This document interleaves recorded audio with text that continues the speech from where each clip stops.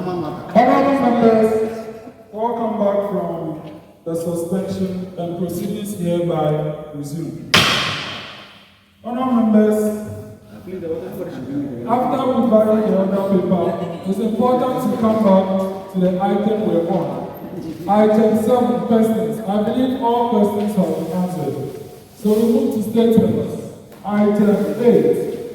Any statements to be issued. In the absence of any statement, we move to petitions. Item 9. Any petition to be issued. In the absence of any petition, we move to the commencement of public business. Item 10. Committee on Selection Updates. Honorable members, in my communication to the House at the start of proceedings, I made it known that 2 seats have been declared vacant. And due to that, the Committee on Selection took advantage of that to do some little reshuffles. As you know, there is a new deputy clerk, Publicity. On that note, that said deputy clerk is now secretary to all committees that the former one was secretary to. And I'll note the new changes for the House to have a record. Appointments Committee, the new deputy clerk, Publicity, is the secretary. Business Committee, the new deputy clerk, Publicity, is secretary. Entertainment Committee, new ranking member, Caucus, Apopia Pache, secretary, as the new deputy clerk, Publicity. Internal and External Affairs, the ranking member is Honorable Eric Kojopa. Why is Kojo repeating 2 times in your name? It should be Eric Kofi Kojopa. Please, Other members, moving on. Petitions Committee, new ranking member, Honorable Michael Ifori, to say, upon Kekeli has been moved to the Petitions Committee. Privileges Committee, a new member there is Honorable Kendall Elizabeth Mante. Publicity and Media, new ranking member, Joshua Akago. Secretary is Cyril Kekeli Amevor. And then Sports and Games Committee, the new secretary is Cyril Kekeli Amevor. The chairperson is here, so he's your new secretary. These are the only changes the Committee on Selection has made. Honourable members, may I hint the House that by the next sitting in December, we'll declare the other seats that have not responded to the call of the committee and will not take their oath by the 5th sitting. Regardless of who they are, their seats will be declared vacant. There are already calls, more than 15 to 20 calls, to fill in seats if they are vacant. So if there are members who cannot fill in those seats, we'll bring people who will fill in them. So the Privileges Committee will investigate and report to the House at the 5th sitting. Honourable members, any comments on the advice from the Committee on Selection? In the absence of any update,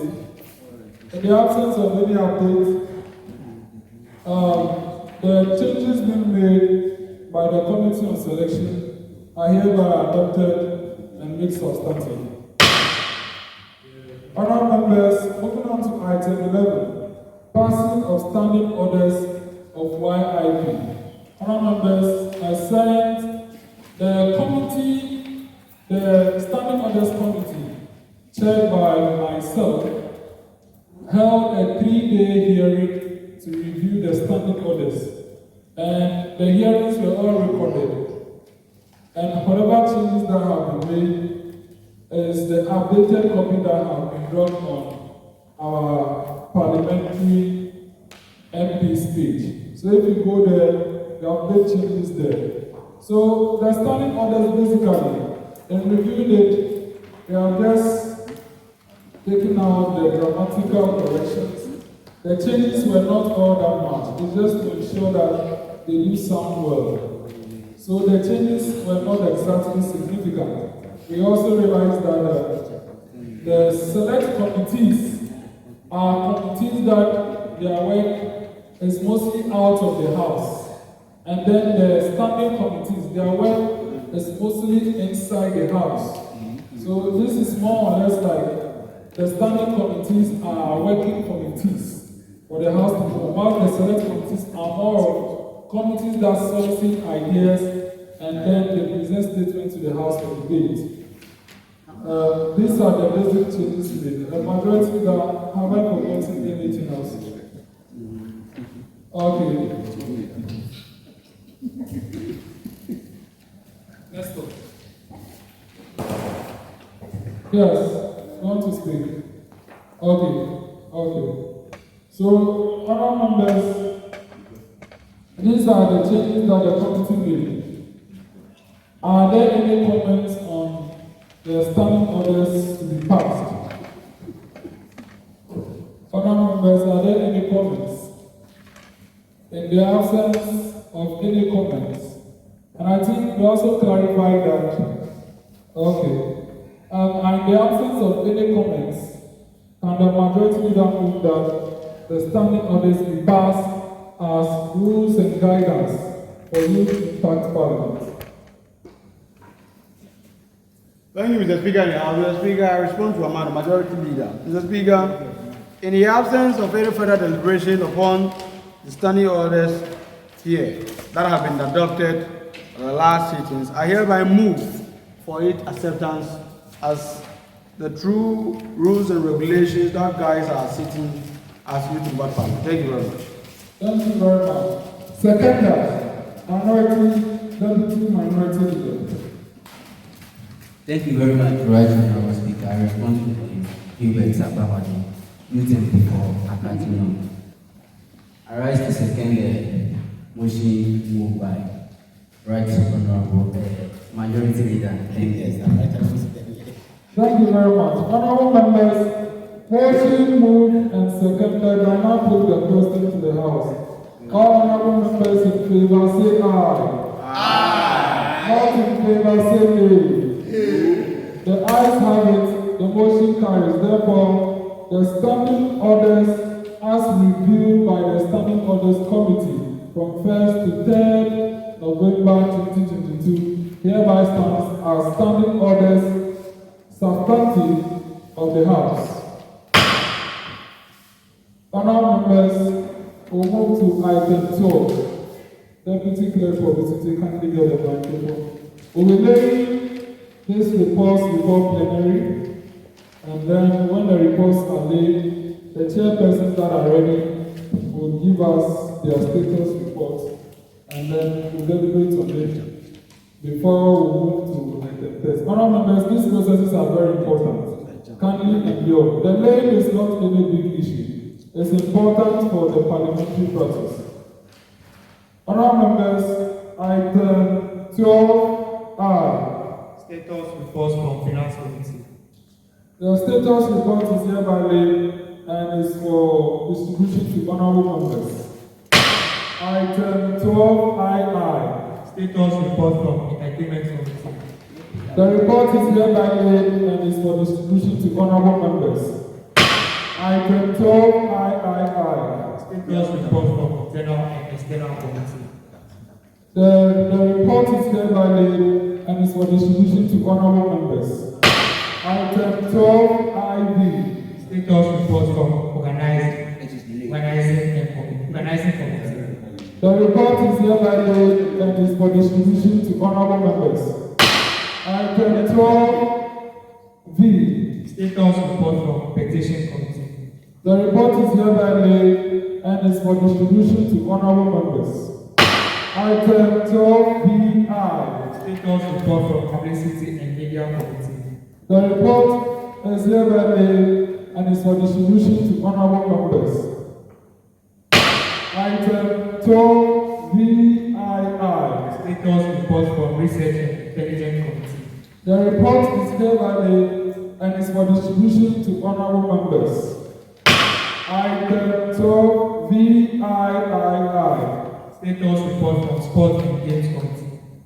The report is hereby laid and is for distribution to honorable members. Item 12IX.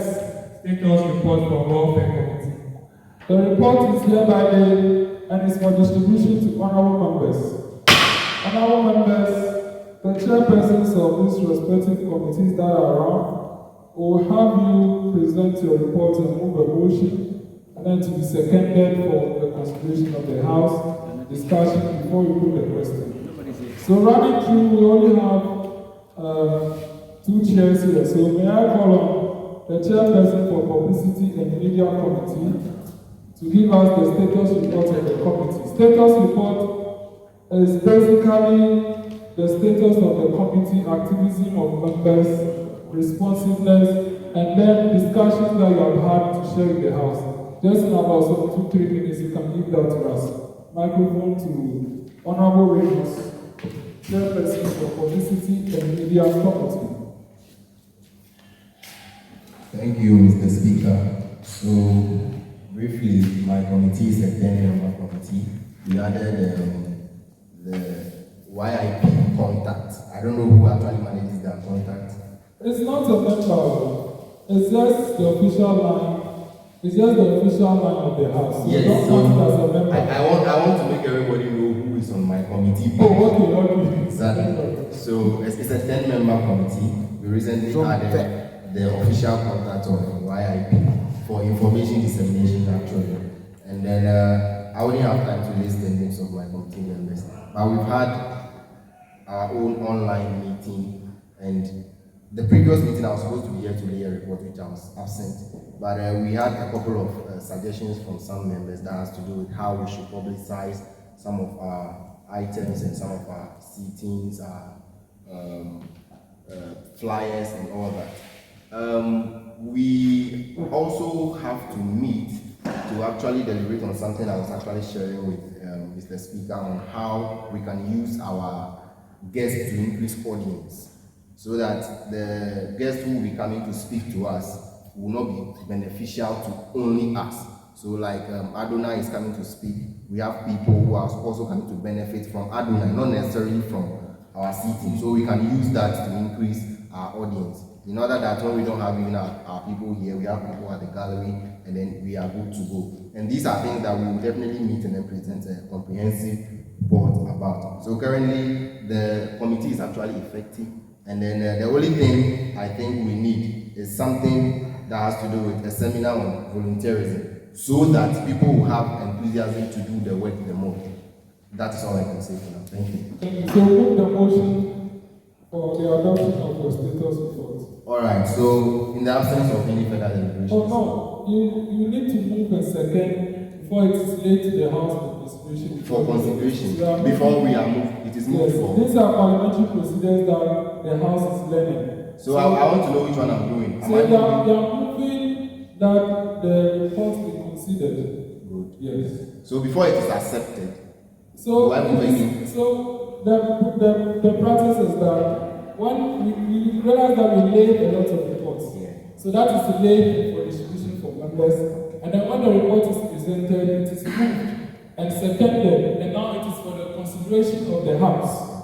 So consideration of the House means the House cannot discuss it and consider it, and at the end we put the question to the approval of it. Okay. Yes. So which means when I move this one, I'm not moving again. That's what I'm touching actually. Yes. Yes. Alright, so Mr. Speaker, I move the motion that the report I presented be considered by the House for deliberations. Thank you. Thank you very much. Second to the motion can be seconded by anyone regardless of the caucus. Minority leader, second the motion. Thank you very much, Right Honorable Speaker. I rise to second the motion moved by my Honorable Hubert. Thank you.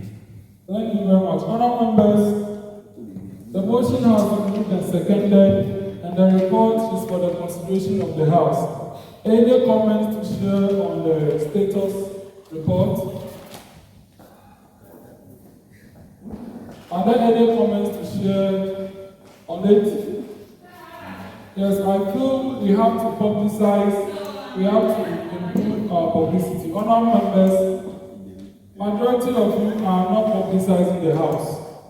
If this house will work, it depends on you.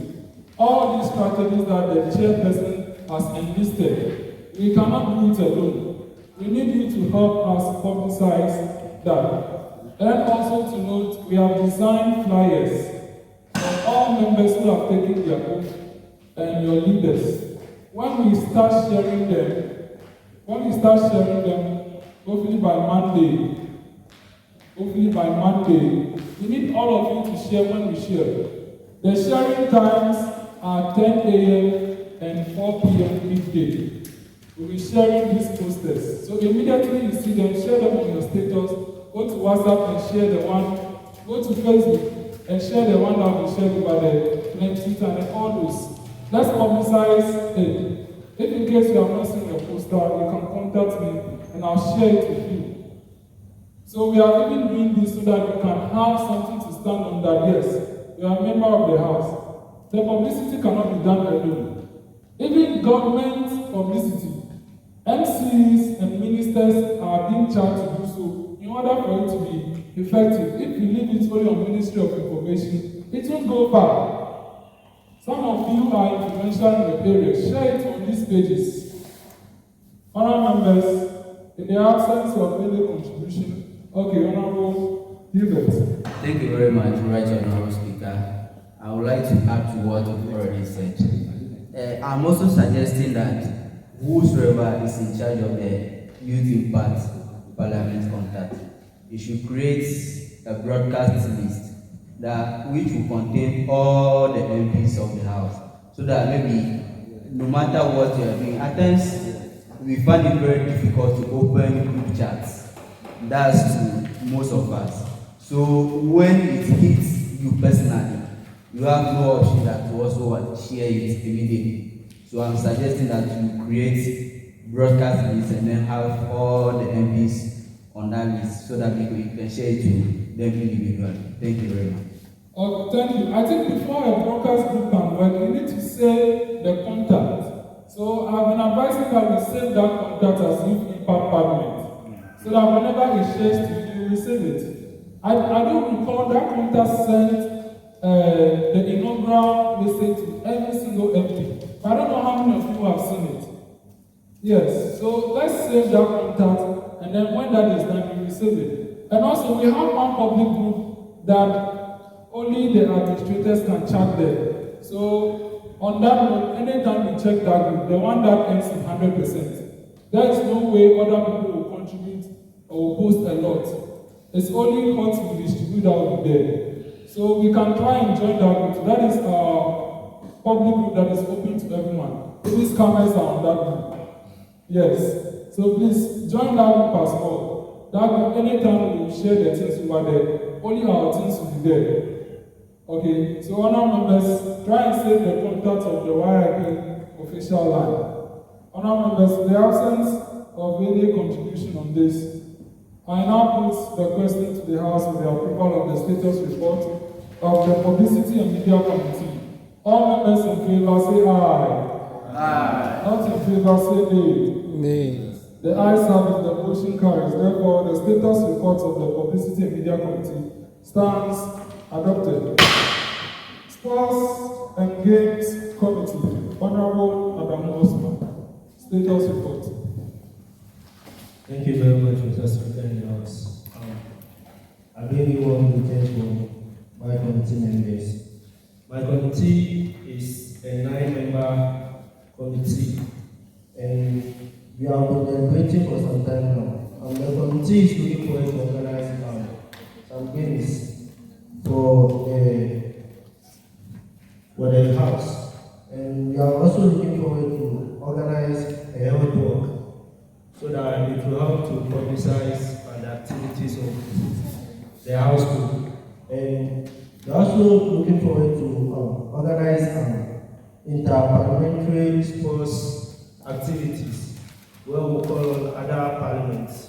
For example, our whole technical university parliament, the fourth parliament, you can call them for a friendly match so that we can even get members from their place So, with this my few words, I would like to move a motion for this status to be considered by the House. Thank you. Thank you very much. Second down to the motion. Second down to the motion. Yes, Honorable Samson.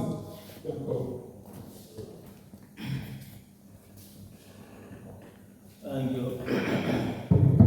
Thank you, Right Honorable Speaker. I go by the name Uncle Samson, the MP of Caucus. I second the motion moved by the Honorable Osman. Thank you. Thank you very much, Honorable. Honorable members, motion moved and seconded. The report is now for the consideration of the House. Honorable members, any comments on the status report?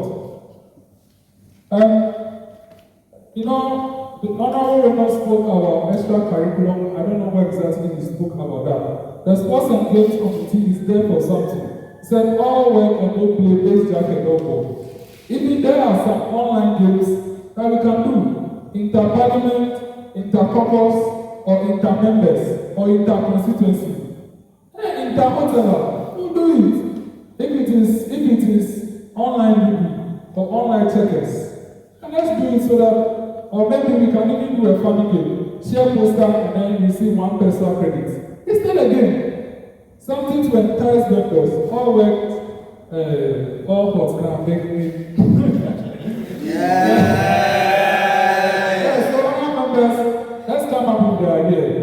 The chairperson for that committee is the minority leader for the HTU SRC Parliament. So he knows what he can do. That is why he's saying inter-parliamentary games. Exactly. So, Honourable Member, kindly work on that plan whenever it is possible. We work on how this inter-parliamentary game will be possible, and then we hit it up and have that game. Youth Impact Parliament and 8 years SRC Parliament, football or whatever we do it, and then it will happen. Honourable members, are there any contributions? The debate will be starting very soon. In the absence of any contributions to the status report, I now put the question to the House for the adoption of the report. All honourable members in favour say aye. Not in favour say no. The ayes have it, the motion carries. Therefore, the status report of the Sports and Games Committee is hereby adopted as the report of the House. Honourable members, moving on to commencement of debate. Item 3, debate on motion for the 4th parliamentary sitting. The I now call on the majority leader to introduce the motion to the House for it to be seconded.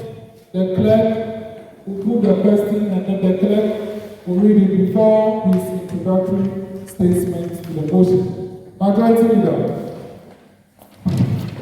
Thank you, Right Honorable Speaker and Mr. Speaker, I respond to Amanor. The motion for today's sitting, which I wish to introduce to the House for acceptance, is in the wake of the depreciation of the cedi. The government of Ghana should introduce price control measures to check the profiteering by traders on goods and services. Mr. Speaker, I want to make honorable members aware that this is not a motion that calls for a debate and a rebuttal. It's just a normal motion for us to discuss. So we can't be blaming anybody, we can't be rebutting. Like, it's an open discussion whereby we are all making an input for this particular subject matter on the floor. Thank you very much, Mr. Speaker. Thank you very much. Seconder for the laying of the motion. Minority leader. Thank you.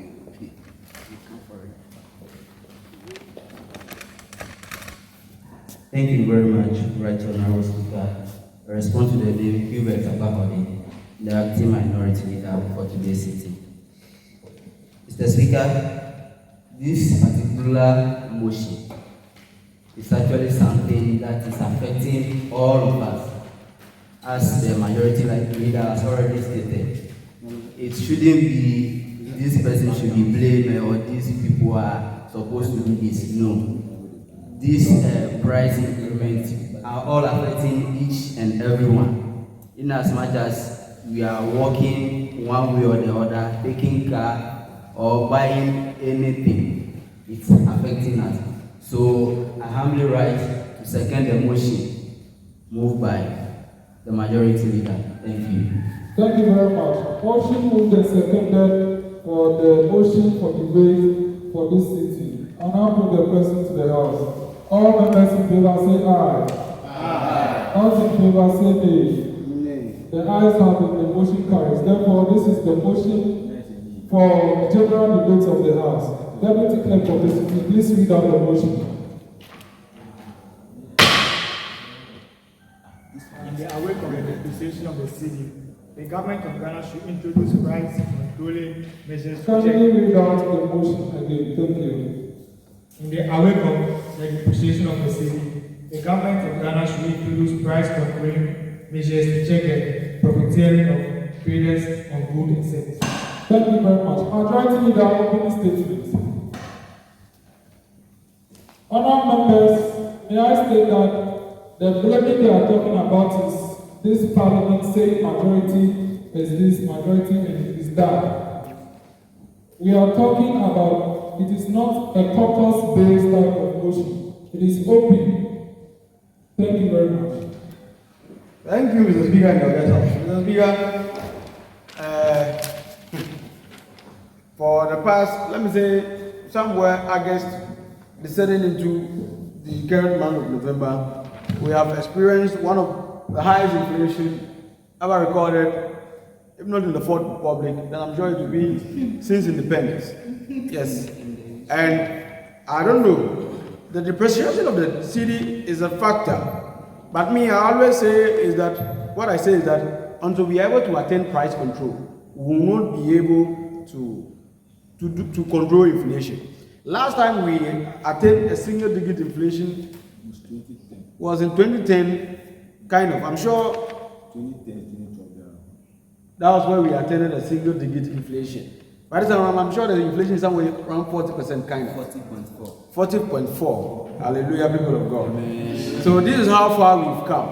But it's also to be noted that the depreciation of the cedi and inflation kind of are two things altogether that we ought to look like at. Now, my argument here is that price control of goods and services that are produced locally ought to be looked at. So that is why, if we can all recall, during the days of Rawlings, that he was beating the market women, kalabule, what's the name? Kalabule. The English word is clever bully, but our grandparent has carved the word into kalabule. I get it. So you could realize that the other time I posted a video on my status, the man spoke Ghana. So those who can't speak Ghana, probably you will not be able to understand what he was saying. It was the argument that Nana Akufo-Addo and the soldiers ought to come into the neighborhood because they are increasing the price of goods anyhow.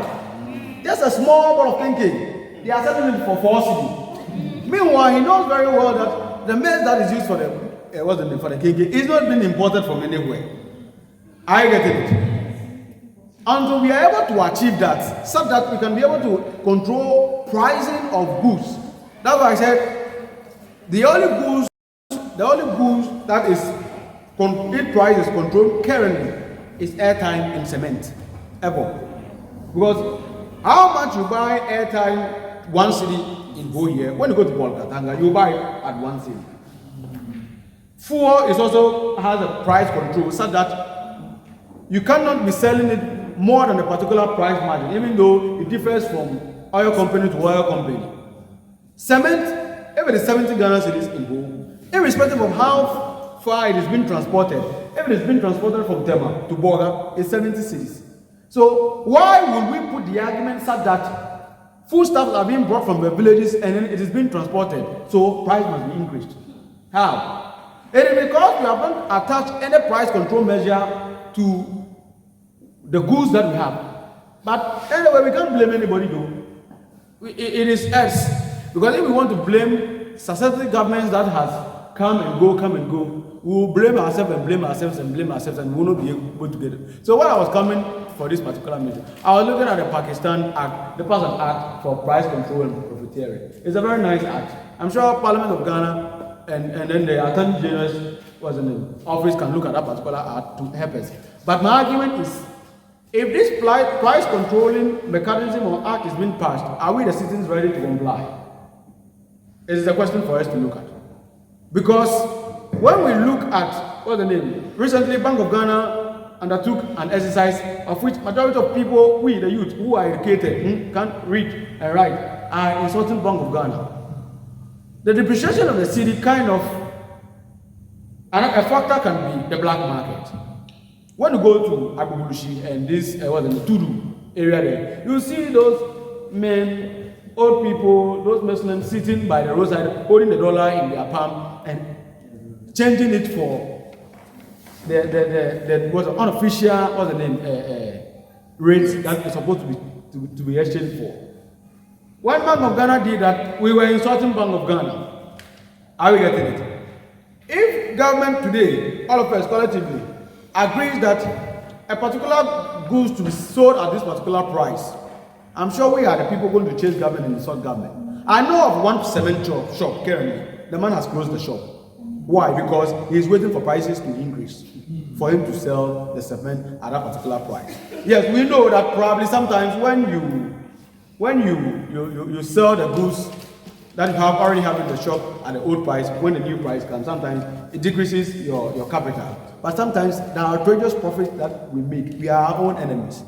Me, for example, when I was in the truck with my dad, when we used to go to Techiman, Edison, as a man can say, when we get to the bush, where we pick the tomato, the box of tomato, after that time, 2016 thereabout, a box of tomato in the bush costs 150 cedis. From Techiman to Kumasi, sometimes, depending on how many quantity we pick for a particular market woman or a particular group, it is 15 cedis. When you get to Accra, it is 30 cedis. So collectively, when you put together 150 plus 30 cedis, everything will sum up to 180 cedis. So let's put together losses and everything and sum it at 200 cedis. When it gets to Agbaxode, it is being sold at 800 cedis. 600 cedis profit margin.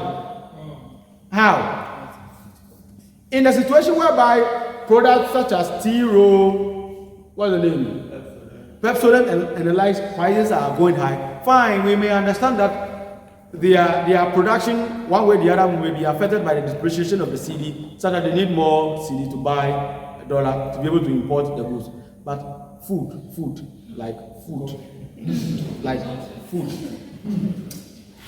I get it. In a situation whereby 1 liter of red oil is more expensive than 1 liter of fried oil. Meanwhile, we produce red oil here. So that's why it is my argument that when the business committee was looking at it, we were of the argument that government should adopt a price control mechanism. I'm sure I know it's a very difficult role to do at where we are getting to. Because in a situation whereby price control comes, it may only take effect in the formal sector. In the informal sector, it will be very difficult. And this informal sector, we are the people in the informal sector. Our parents are those in the informal sector. Because today, Amelia can come and sit by the roadside and sell any quantity of cocoa for 2 cedi. Nobody tells her anything. I get it. And you see, the situation is getting worse.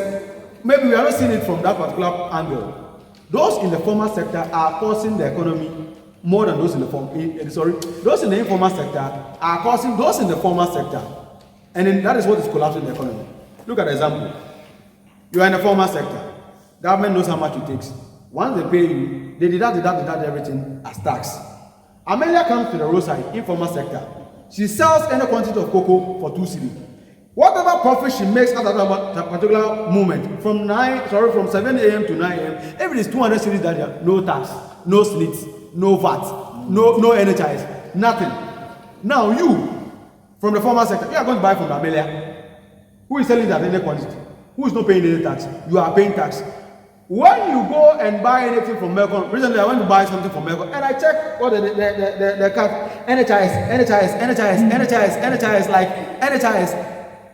Meanwhile, Amelia don't pay NHIS. The market women don't pay any direct tax to support the struggling economy. That is why we are of the argument that if we can be able to attain the set price controlling that, maybe, I don't know whether government is looking at that, but one thing to that is a problem is that Ghana is operating an open economy. And in an open economy, you can't do price control. I get it. In an open economy, you can't do price control. Other than like in a closed economy like what Nigeria is practicing currently, that they've closed all the borders, you can't import rice into the country. Aside what is there, they have price control. You see, the advantage of an open economy is that when things are good, investors come in the more because there's no price control. Whatever goods they bring, whatever service they come to render, they get their money and go. But in difficult times like this, what's the name? How do I put it?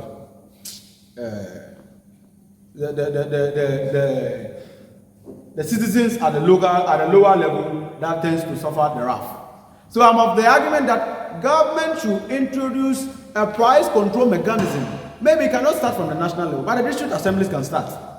Yes, the district assembly can start. Because I bought Shemima at one provision shop here at the Poly Junction there. They almost sold the Shemima for me at 13 cedi. And I was wondering, when I went to lecture, it was 9 cedis, 60 pesos. 13 cedis, sorry, 3 cedis, 3 cedis, 40 pesos more than what is being sold in lecture. Lecture is in the formal sector. And you see, when price increments come like this and reduce inflation, they have their price adjustment control stars that they apply to the product so that it will normalize. But our people, they just use one phrase. The dollar is going higher. Whatever price comes into their head, they just apply it to the goods and services that they are offering, and that is what is becoming our problem. Maybe we may blame government, current government, we will blame past government from 1992 currently. But sometimes for me, I also blame Rollins a bit. After beating the people, he should have introduced the law. Because yes, he has beaten the people and then the situation has normalized after that particular time. But probably his focus was to normalize the situation after that material time rather than looking into the future. But he is dead and gone. No, we can't use him for any argument. He is gone. He doesn't know how much he was sold after this particular material time. He doesn't, even if he knows them, he doesn't care. Because he's not part of us in the world after this material time.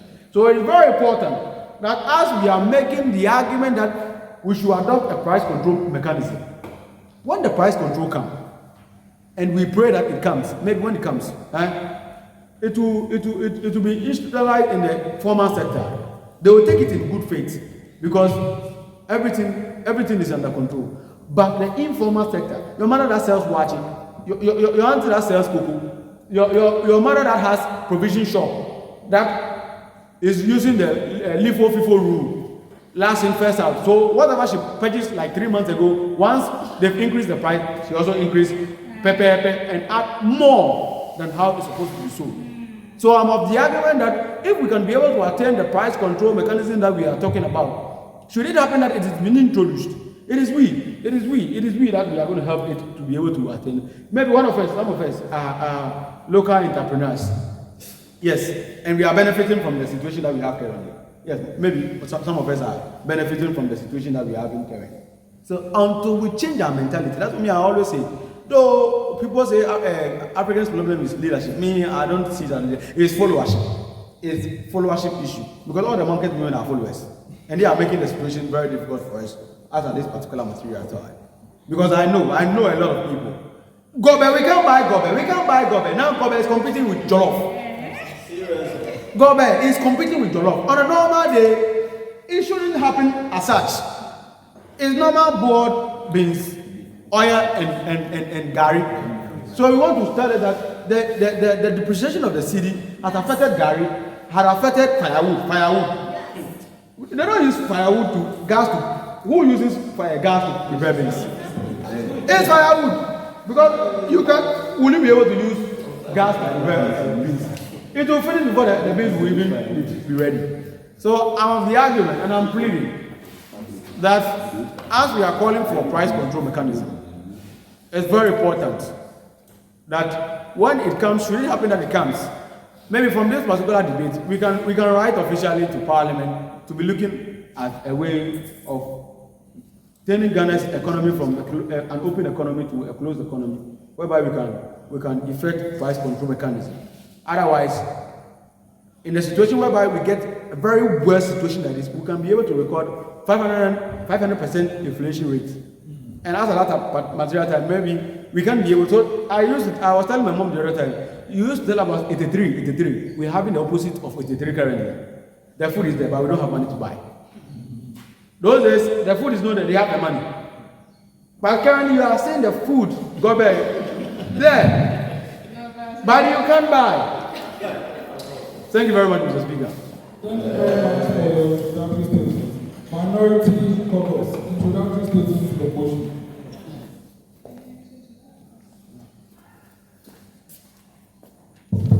Thank you very much, Right Honorable Speaker, for this opportunity. I would like to continue from where my honorable member ended at, where we are practicing an open economy. Even though we are practicing an open economy where it seems like price control will be very difficult, but there can be a way out. But reaching that 100% of that way out will also be the problem. Taking importation of goods to the country as a case study, we can increase the duties that we pay on the importation of those goods into the country when we increase the duties and rather reduce the ones that we produce locally. I think importation of goods from outside will discourage the people importing their goods into the country and then focus on the ones that we have already in the country. Because buying, let's say, they've imported rice from Togo and you are paying 70% duty on that good.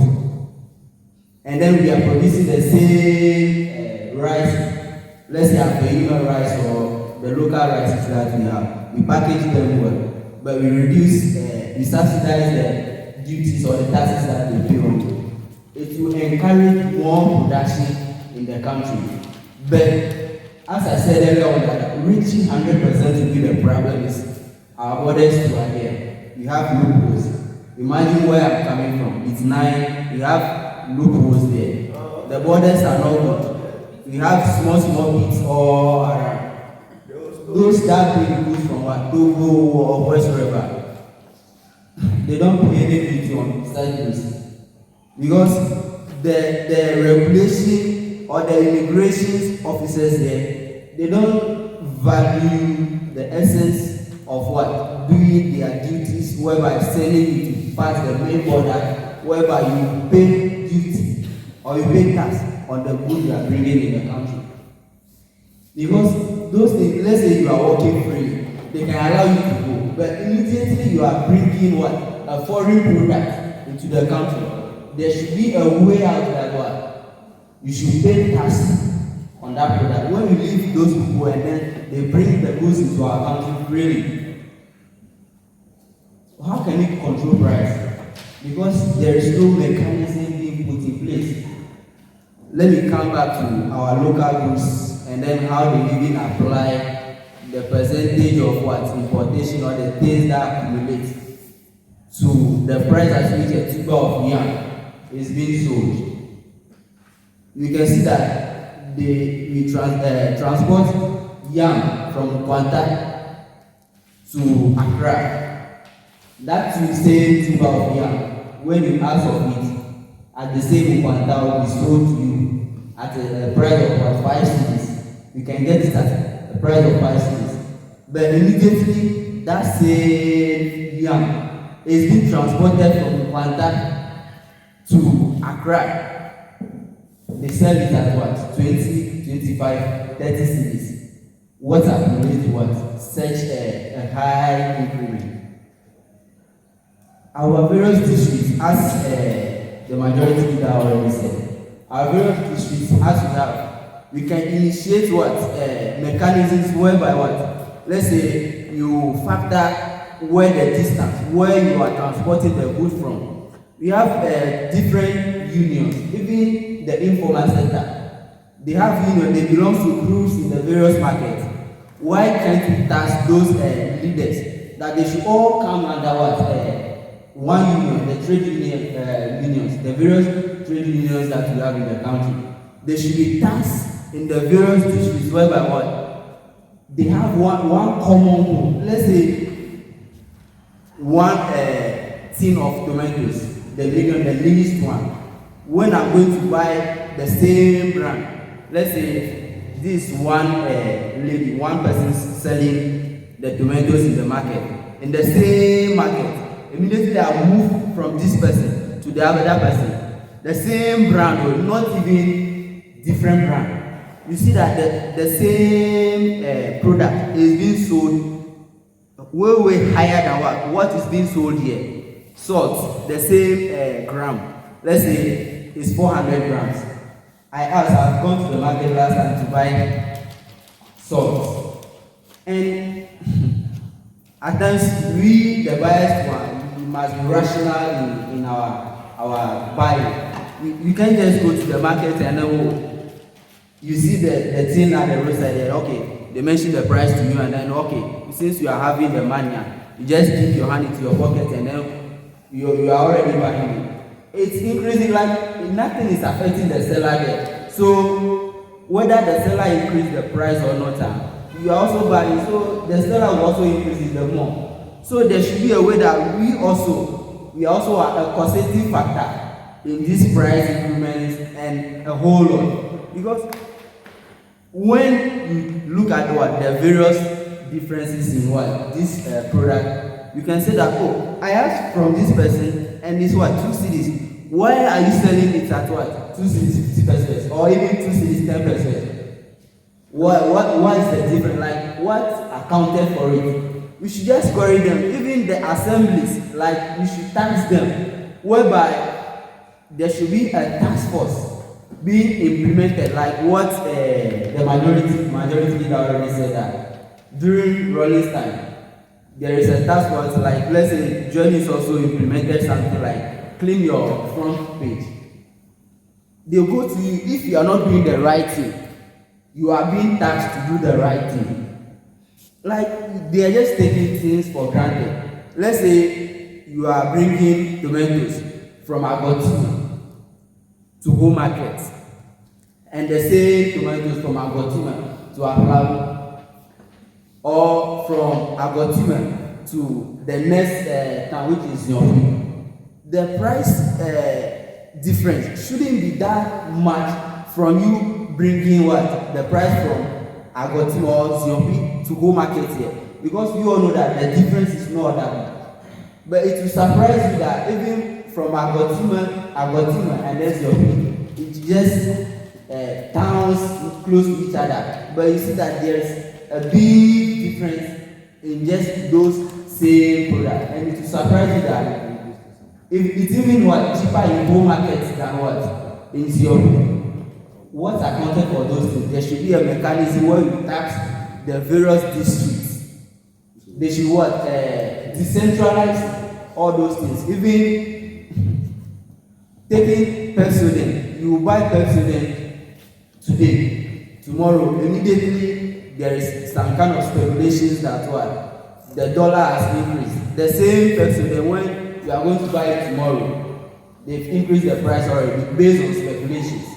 And most of the times, the traders in the market are using speculations more to inflate the prices. So this all bounce back to implementation and how you are going to enforce it. So I encourage all of us that we should also do due diligence when we enter the market. We shouldn't be in a rush to go and then afford the product. We should at least do some kind of survey in the market and check this price. Surely there will be a difference in the prices. So we shouldn't be in a rush. And when such things are happening now, the sellers in the market will reason that, oh, wow, something is happening. Imagine somebody going to the market the whole day, the person did not sell anything. The next day will surely reduce the price to sell things out. So, Mr. Speaker, I thank you very much. Yeah. Thank you very much. Honorable members, may I note the House that there is a football match to be displayed here. We're supposed to be closed by 4 o'clock, but by 4:30 we got to close.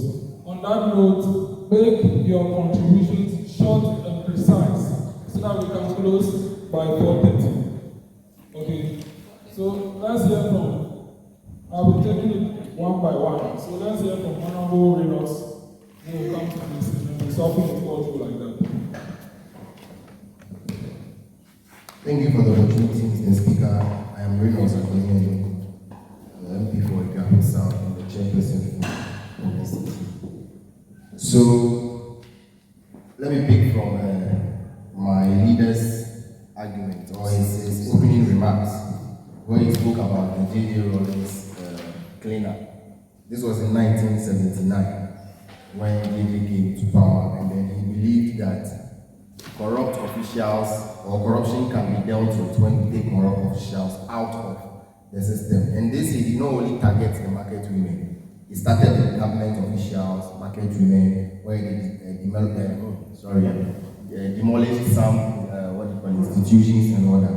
Now, that was a military regime, and so they deal with decrees. So the moment they implemented the force, that was it. They got their results and they are gone. Unlike a civilian government, where even when they want to start, they do research and all that before they even implement it. That was a decree kind of system. So they were done, they got the results, and they are moving on. The reason why we didn't have that implemented. Today, the rate of our inflation, to keep it brief, I have listed a few things that is causing some of these rampant inflation. On the part of government, a world-renowned economist predicts our inflation, that is Ghana's inflation, at a particular pedestal I won't mention. And our economy, analysts and our finance ministry came with a different inflation that is lower. Before we realized, within 2-3 weeks, we had surpassed what the person predicted.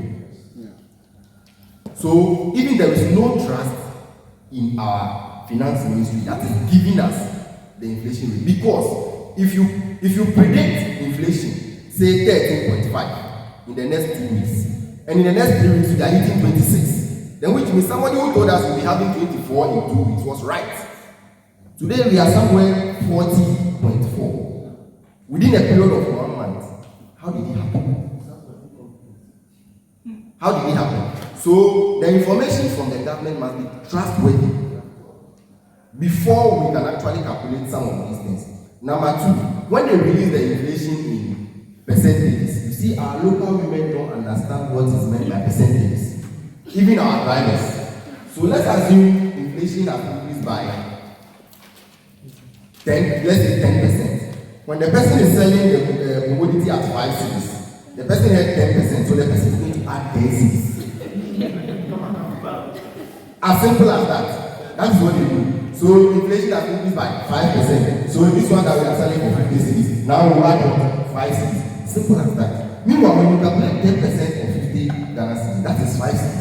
But because they are not interested in the calculation, they add the 10 cents, so they are good. And our leaders are not concerned. I don't know whether they have taken notice of this. That is where the problem is.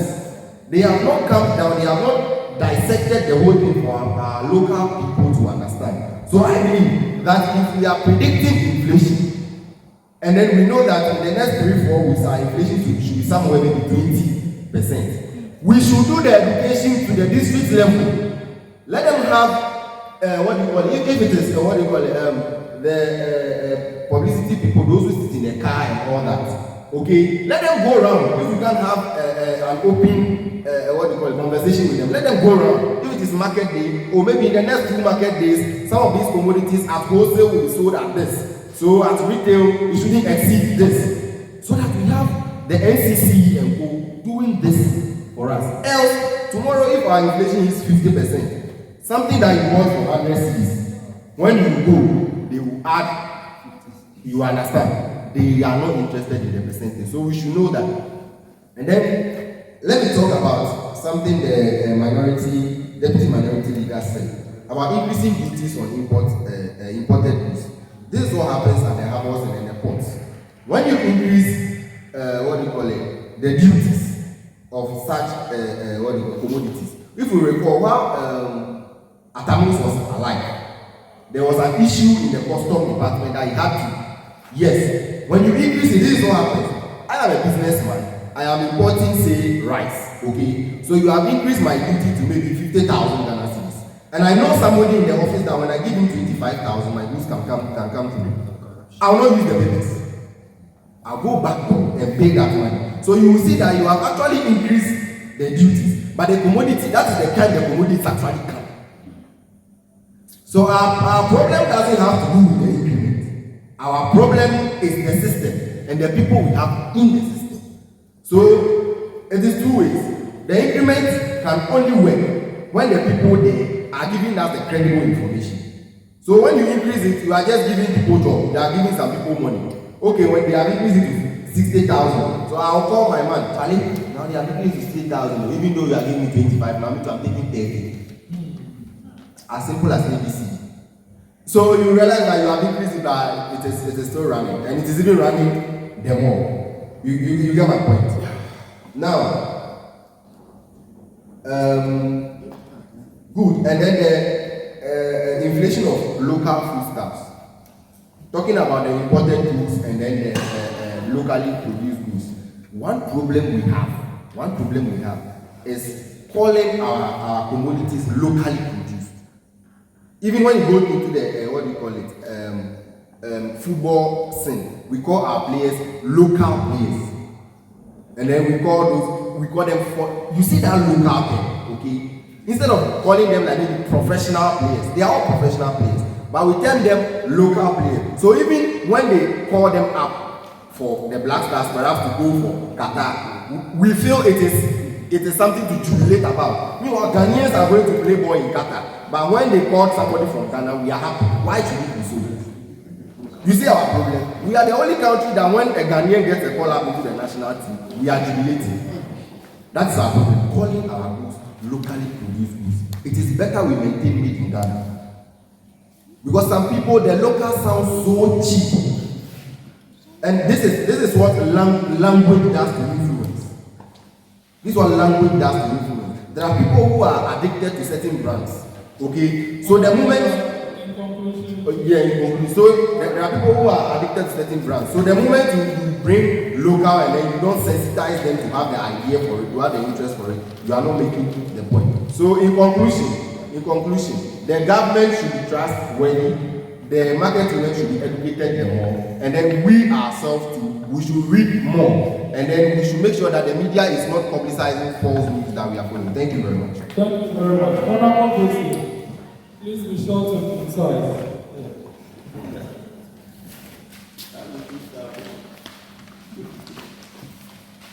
Thank you, Speaker in the House. My name is Mr. Myself before. The Speaker, the first part of my list is that has to do with the District Assembly. The Speaker, the way the District Assembly has been reduced to is also a factor of this whole inflation, because the District Assemblies represent the central government in the various communities. And one of the things that empower them is that by their act to implement bylaws. But if you go there, I don't know whether is the MC appointed by the president to do their way. Well, if you said that the MPs are now doing the DC's work. So if the task that they have in the municipal assemblies, they will have to come up, go into the market, enforce the bylaws. Without this, the price control, we can still have some modicum of this thing in the market since they have created them. This is the cost of all this. Now, about the importation. We have cocoa in this country that we export, right? Same applies to good. What it means is that we only import the raw cocoa, then go and refine and bring it to them, and we buy it again. We are giving them money as well. So what I think they have to do that, let's deal with the cocoa, do everything so that we can export it. And like we give them the opposite. We give the raw cocoa, they will go and refine and bring it. That is simple. Then the third one is has to do with the dollar. In this country, we only price all our goods and services in dollars, and we are predicting the cedis. Meanwhile, the same time we spend in this country. If you go to some estates where they want to price that units, they sell it in dollars. And sometimes I get confused if they mention are more in Dallas. I have to take my phone, be browse.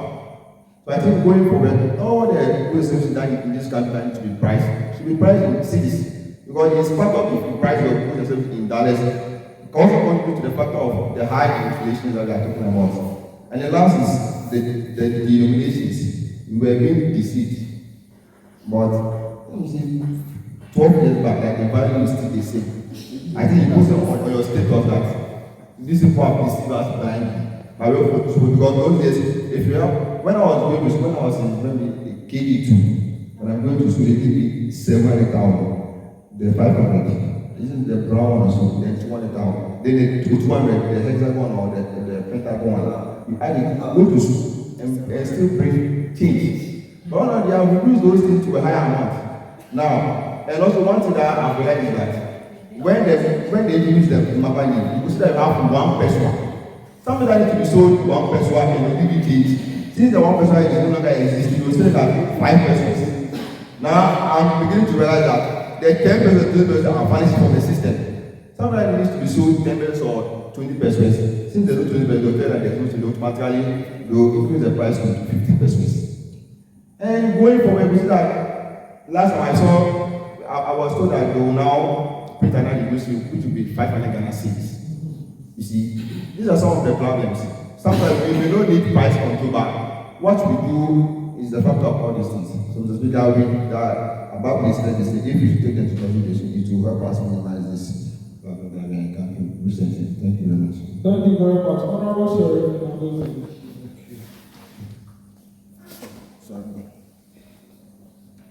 Thank you very much, Mr. Speaker. I respond to the name Cyril. Mine is very brief. I would like to say all boils down to education. Out of my experience and my observation in the industries, I realize that it's education. And secondly, we have to look at the supply chain. Because when we're talking about the internal goods we produce, I don't want to use local, the internal one we produce, they all boil down to fertilizers and all other things because we are not able to empower these local industries. So even in the local industries, they end up applying foreign products which are priced in dollars. So that's why you see the market open and other people complaining. I've started it too much. If you try your best to farm, you realize when you want to go and buy pesticide, as of today, it has doubled or tripled. So all these things, when I apply 4 or 5 containers of pesticide on my farm, and I come out with my pricing, you don't expect me to price it locally. I will definitely price it very high. So the government is doing well. The last time I was joining something, I think we need to support in any way we can do to implement the PJT, that is the PFT, the Planting for Food and Jobs. Because the last launch they did, they want the Planting for Food and Job market to be one of the markets that price can be controlled. So if we have all these, every district as the initiator or the want to do, I think they can control price from their own market. But if they are not able to do this, they can partner with those big industries. I think farmers are not being taxed. Farmers are exempted from a lot of benefits, but education to this level is a problem. So when you tell the people they don't understand, as I said from experience, you are in the observation, you will see that when you are buying the finished goods, because of the anticipation of how things are going to rise, you either lose your cities or convert it to dollars. Because if you don't do that, you will end up kicked out of business. And talking about the import duties, the government have done it. If you know anybody, the past 2 months, let me say, especially last month, the cost of duty now has increased by, I think, 40 to 50%. So you realize that importers keep increasing their product, and because of the demand that is coming from people, we keep importing. So if we can make our preference, my brother and sisters that are here, I don't know how many of you would like to dress locally like me. Maybe a lot of you would like to wear expensive material. So we are putting more demand on the foreign products. If we can go locally with our locally or what we manufacture ourselves, we will not keep that business rising. We keep design for things that are expensive. So in conclusion, the we've been doing very well to support the local industry. Thank you so much. Thank you very much. Honorable Minister Agbaxode. Thank you, Mr. Speaker. My name is Cyril. Thank you for Agbaxode. Thank you for the opportunity. I just want to continue from where we are landing. Based on the education, I think, especially our market women, they need to be educated about pricing. That is the problem. Some of the pricing that is happening locally, it's not about dollar. It's our market women. Sometimes, instead of using the cost of production to set the price, they use hardship to set price for us to buy. Yeah. A woman in a village who approved cassava from the farm locally, do everything locally, who price the garri when I say dollars a rice. You have everything locally, dollars a rice. So I think basically that our leaders, they had a work to educate our local people. And even for example, the salt issue that is happening in Ghana now. The salt issue doesn't have to do with dollar. Because the rainy season overpassed and it was still raining. So the salt that they heaped to sell, the rain has washed all away.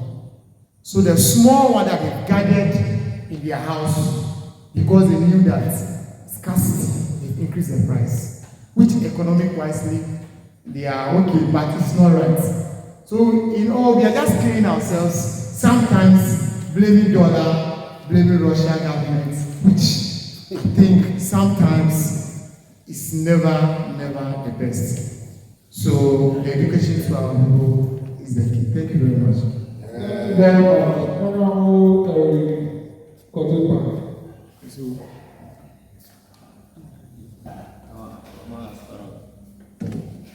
Thank you very much, Mr. Speaker.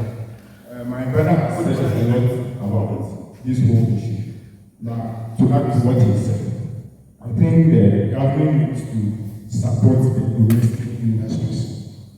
Supporting the domestic industries will encourage them to produce a lot of what goods that we need internally, so that importation can be reduced. Thank you very much. Thank you very much.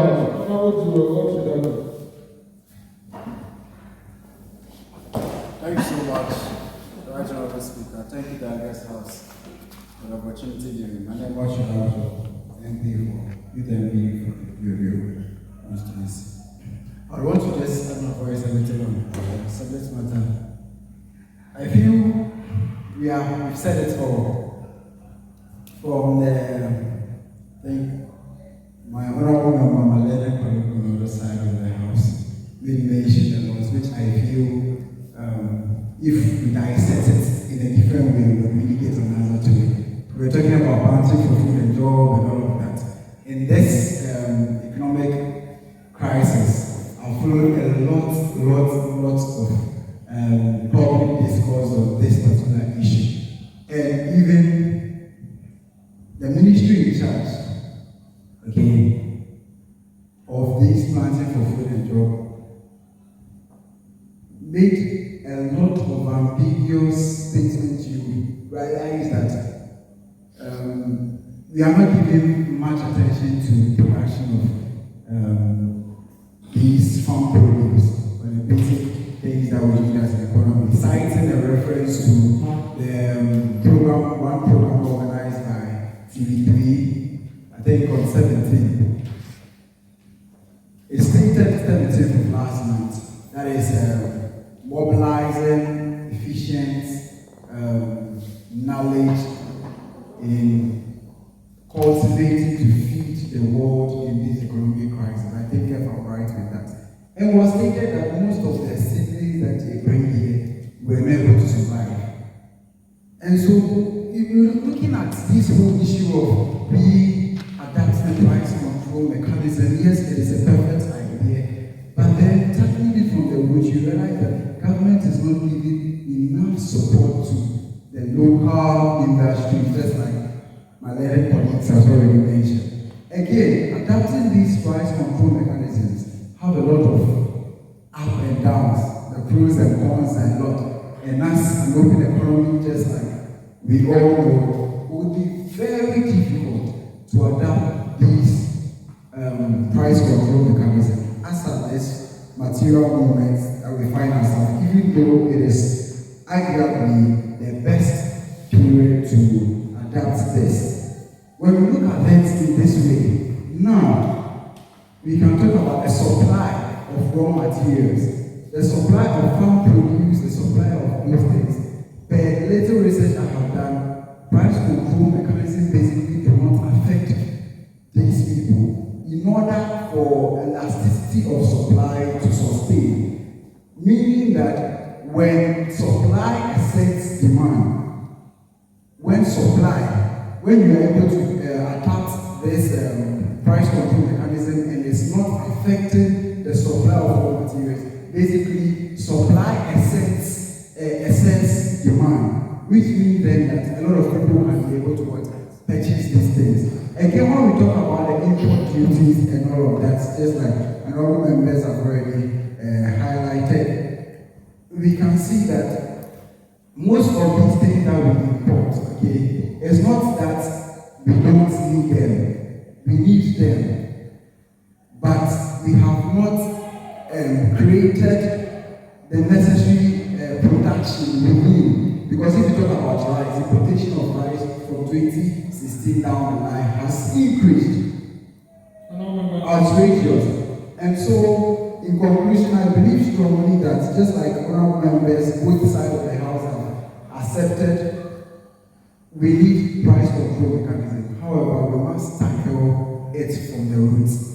We must tackle it as a nation that yes, price control mechanisms are not there forever. Because even as it stands now, my honorable member was talking about formal sector, informal. Some of the informal sector, the formal sectors, sometimes even their things are more than the formal sectors. So it is basically not about the formal, informal. American open increase in millet is high. When they increased a short one, when they increased the price, okay, the first time in this year, I think in October, when the price increased, okay, the price of flour increased, and they were anticipating that, okay, the union will come out with a price. VVIP increased before every union came out with a price. And the response they give is that fuel is up. You don't need rocket science to tell you that we should increase our prices. And so then when the things are high, the things people will use are high, automatically it means then that you also have, you need president to come and tell you, or Minister of Trade and Finance to come and tell you that, oh, okay, increase your days because things are high. You will not need them to say that. And so rationally you will do that. What we need in order to sustain or adapt price control mechanism is that government must take a strategic approach so that we as citizens can be able to embrace it. However, thank you so much, Mr. Drawing close to the end of the debate, let me just list these things that I'm also thinking about. Honorable members, are there associations of traders? Because I'm sure they discuss the price they need to adopt. Are there associations there? What importation stops? Are we ready to appreciate the locally produced ones? Are people ready to comply with the civilian government who will bring price control measures? I'm not sure the civilian government is going to bring that because they'll lose hope. They'll lose a lot of votes. So they really want to bring anything as such. But I think as of now, we need such drastic measures. Honourable members, I leave it for thought for you. Acting Deputy Clerk, please add your little contribution to this. And then we round up on whatever you want to add up. Honourable Amanor, the bill that you saw about the price control measure, is it available for us to write a position paper to Parliament of Ghana? Because this is a very pressing matter that I think we can equally add our voice by sending a position paper to Parliament of Ghana. So in running up the discussion, let's talk about which price control would work. What can we do? Which drastic measures do we have to take so that we put it on a position paper and send it to Parliament of Ghana. Thank you. Honorable Robert, 3 minutes. Right, Honorable Speaker, thank you very much. Just 2 minutes. I want to say that one of the challenges of this price issue is we are laying emphasis on the wrong things. We, the people of Ghana, need to solve the problem ourselves, but we are putting the problem on the government. Meanwhile, you see, our president made a speech when he was giving a speech on the economy. He said that our Ghanaian people are taking advantage of the problem. Yes, he knows we have a problem. Our president there is not buying tomatoes. Our president there is not buying fuel, or our president there is not buying red oil. But we, the Ghanaian people, we are buying those things. Yes. So instead of we tackling the problem ourselves, we want somebody who is not buying or who is not going to that challenge to solve the problem for us. So we Ghanaian people, we lay wrong emphasis. So we lay emphasis on, let's say, science and math space. Instead of talking about our agri sector, we lay emphasis on science and math space. We leave technology and we are now talking about science. Instead of we to work on technology, now something we are not about science. So which are something I want us to look at very well. We leave technology. White people are giving us science and they themselves are working on the technology. So all we have to do is to go in for the technology instead of we working on the technology. So thank you very much. Thank you very much. The leadership of the Caucus, please spell out the solution to the problem so that we can compile a position paper. Honorable Bruce. Thank you, Right Honorable Speaker. I think a lot has been said, and I was about to say something about my senior member said. You see, we all know that when you want to solve a problem, you solve the problem from where? The source. All right? It's all dependent on us. I believe that we all here are building a future. All right? A future where one day we will all be in the shoes of those that are there right now. The system, as we are all seeing, the system, when we get there, let's make sure we do the right thing. That's the problem. Look, they said principal for the job, right? And then the current government has was doing this free SHS, all right? And they are feeding the students for free. And you said principal for the job, and you go and then import canned fish from outside to the country to feed the students. What are you telling me? And this thing I'm talking about, when they called the one in charge, do you know what he said? He said that the fish that he imported is a tomato paste fish. Like, do you get it? Well, you have request that you can go for fish and cook for the students. Are you getting it? So, like, it's a whole lot. We the people, when we get there, let's try and then stand strong on our feet and defend ourselves. I will get the whole scenario. So please, once we are learning to get there, when we get there, let's do the right thing. Thank you very much. Thank you very much. So, yes, Honorable.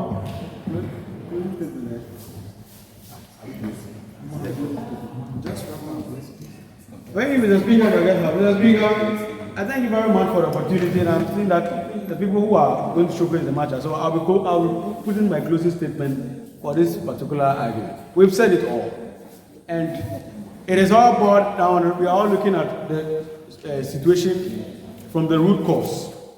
Yes, it is very true. We need price controlling, but in an open economy, it will be very difficult for us to do the price controlling we are talking about.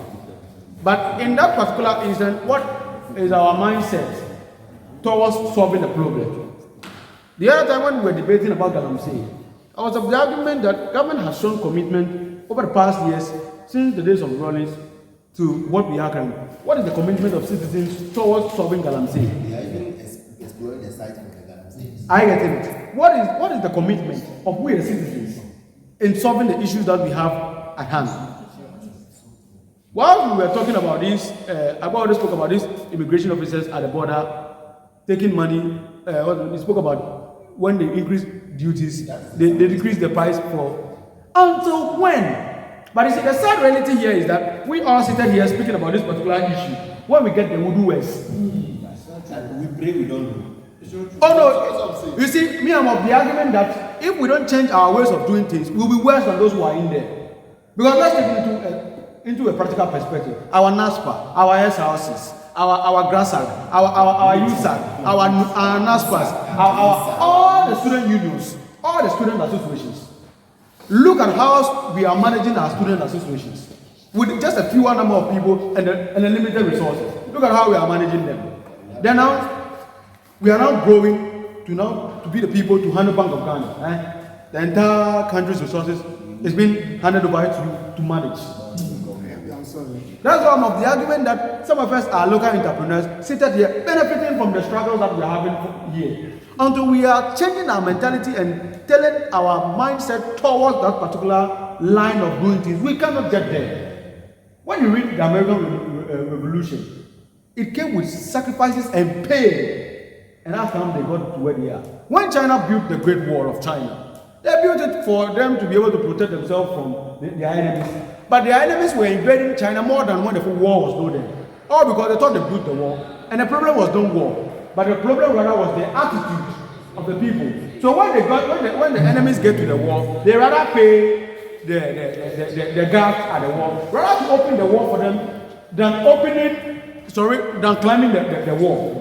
So I'm of the argument that before we will be able to get there, should it happen, planting of food on jobs we are talking about, the citizens are the ones stealing the fertilizers. I get it. The citizens are the ones stealing the fertilizers and the farm inputs.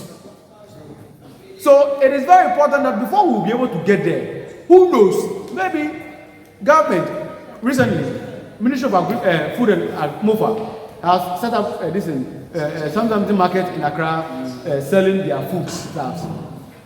I'm sure the market women are buying that goods. I'm sure the market women are buying that particular goods. Ministry of Agri is selling at a very cheap rate to sell it back at us at a very higher I get it. So my argument is, before we'll be able to get there, it's all about mentality. It's about how we think. Whether we'll be able to attain it or we'll not be able to attain whatever we are talking about this particular evening, it's all about our mentality. And until we change our mentality, we'll not be able to get there. Are we in the same space? And as we say we are youth in Parliament, in my concluding statement, let us become the responsible future leaders that we want our leaders at the national space to be. Starting from our SRCs, starting from our NASPAs, starting from our USACs, starting from our GRASACs. Because almost all these student association is gradually become a ground for breeding corrupt leaders for the future. And I don't know whose responsibility is that, to check whether or not we are to look at those or not. Because almost all, I was in Congress, National Congress last year in Kumasi. And at 1 a.m., when the elections will happen the following morning, a Land Cruiser just came to park. Why everybody? Why did Akosa get those all monies to come and share? It's not those politicians that are there that are rather helping us to breed corrupt leaders. So until we are able to tune our minds so that we are going into the future with clear minds, that we are going to solve problems. A problem that we are facing, until we change our mentality, I'm not sure we'll be able to get there. We'll come back here, our children, our grandchildren will come and sit in youth parliament this way, maybe 15 years to come, and talk about the same issue. Who says they have not been talking about price control for 40 years now? They have been doing that. All this while they have been doing it. They are doing it today. Why can't we get there? Are we in the same space? Why can't we get there? Fuel meant for a particular government work is being stolen by workers of that particular institution, and it is being sold. Fuel coupon made for a particular work is being shared to their girlfriends at the expenses of the citizens. So we are speaking about price control. We are looking at how we can be able to maintain inflation. Yes, the same leaders who are there, who are not giving us the right figures that we wanted us to know how much percentage of inflation we have or not. They are the ones, and they are the ones training us. Yes, they are our godfathers. I'm sure if we should, all of us should mention who our godfather is, our godfather. We will mention this, we will mention about this. Me, my godfather is my father. Yes, my father who got my biological father is my godfather. Yes, he's the one I look up to. I don't know who is your godfather. I'm sure Honorable Kude Top Blacker is your godfather. But those are the people that are causing the situations that we are, and here are the ones praying this. So it is very important that we begin tuning our I get it. We must begin tuning our minds towards a particular age such that before we'll be able to arrive at the top, honorable members, we will be able, but right now look at us seated here, all of us seated here. All of us seated here. We have one way or the other stolen money from our parents that we are supposed to take. So I'm pleading on honorable members. Yes, we'll be able to attain price control, but it's all about our mentalities. As you spoke about education, yes, we may educate the market women, but until they have change of mind, they won't listen. You see, that's why I was of the argument that, if possible, Ghana Education Service should come up with a curriculum that will they'll start teaching from what's the name? Nursery. They should forget us because our brains are already corrupt. Those are in kindergarten, kind of character training, like I don't know how to put it. So that by the time our generation fades away, those people will come up because you realize that those days that we were in primary school, they thought that when you're going to eat, you eat with your right hand. You don't talk whilst you are eating. Those things still rings in our head up to today. And it's still, those days, you can't insult your senior brother in the house. When you insult, you are dead. You are in trouble. But look at what is happening today. Until when? We can educate the market women. We can send the information to them. If they like, they will take it or they will take it. Because what they are all, and that's what I asked. Show me one market woman who is not a rich woman, and I'll just tell Satan to repent so that we all go to heaven. All the market women I knew, all of them, all of them are very rich people that have built very huge houses that on a normal, the lecturer who have been teaching on this campus for 30 years cannot build that house. And all years he have taught, and whatever money he has been able to attend, and whatever he has not been able to attend. Change of mentality is my argument. Before we are able to attain price control, change of mentality is all what we need. When the goods is supposed to be sold at 11 cedi, let us, for the love of the people, let's sell it at 11 cedi. Let's forget our profit. Yes, the profit, we can be able to get profit, but it shouldn't be off the margin. Thank you very much, Mr. Speaker. Okay, remember, in your closing statement, the reason why I didn't cut it was because it was a closing statement. But I trying to say, whatever policy government comes with, whatever directives we come with as a price control measure, will not work because of our bad mentality. Yes. Because, what's the name? Honorable Collins Dauda, former sanitation minister, introduced, what's the name? How do I call it? Every first Saturday of the month, you sweep, we do. Why is that particular initiative carried? It is in the Gathers. Narh said he will make Accra the cleanest city in the whole of Africa. 18 months. In 18 months. The argument, Narh won't sweep. Narh won't sweep. None of his ministers are going to sweep. What is our mentality? Our mentality is such that when we drink certain water, we have to locate the dustbins and put it into it. I get it. When you roll out the policy, who is saying that, what's the name? Successive government in and out every year, put out, when you pick the policy books, when you pick the policy books, and you read the policy book, you realize that everything that we need from start to finish to be able to attend that particular thing is in the policy book. But it's our mentality. Are metros not stealing the food meant for free SH students? They are stealing. Irrespective of whatever church we go and whatever church we don't go, they are the ones. This announce, what's the name? Galam says something economy. Which people are the ones who use state? How can somebody be using vice president name to be taking money from people? So until we change the mentality, whatever corruption we want to stop, whatever price control we want to attain, whatever thing we want to do, until we change our mentality today, we students, every lecturer that is strict, we don't like that lecturer. We all have those lecturers in our department. Any lecturer that is strict, that is said, when it is A, it is A, when you don't do it this way, you are not. We don't like that particular lecturer because we are not ready for change. Anything that comes with discipline, we don't like. Basically, we don't like. So I'm of the argument that whatever measures government will roll out, even if God comes down from heaven and bring all the angels from heaven to come and help us resolve our issues on the floor here. We cannot be able until we change our mentality. Why is the white people progressing? Look at Qatar, a country on the desert with a temperature that can cook rice on a normal day. It's supposed, look at the stadium they built. It's most of their mentalities. When the Minister for Security was speaking about that, these gay, lesbianism, and you see the way they are strict on it. No alcohol. Before you bring alcohol, you must have an alcohol license by the Qatar government. Examination must be conducted on you before you be even allowed to do that. Today, let government say that in Ghana currently. We have Drunkards Association of Ghana. Like, then you will threaten government that when you do this and you don't do that, then we won't vote for you. And because government is also afraid of losing the seat and whatever benefit that comes for you, so government also must be ready that irrespective of whatever the situation, I want to implement this. Whether you vote against me or you don't vote, but we are not ready. You, all of us. We are not ready to go away from all those enjoyment that we have because we know what we are getting. So for the people to vote against it, let us keep quiet and let the things be as it is before. And it is not happiness. So please, I'm pleading. It's a change of mindset, change of attitude towards how we do things. You see drivers jumping traffic. In America, when traffic stops, it stops. Everybody waits for the traffic unless it is an emergency. You see Okada people jumping traffic anyhow. Now the regulations on the road, we know that when the marking on the road, you have to overtake it, we are not to overtake it. The drivers then know, but they overtake. And when accident happens, then we all go and blame government. Are you getting it?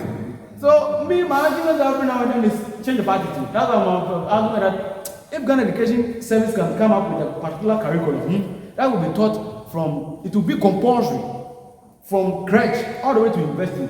Like this attitude, change of mentality, kind of something like.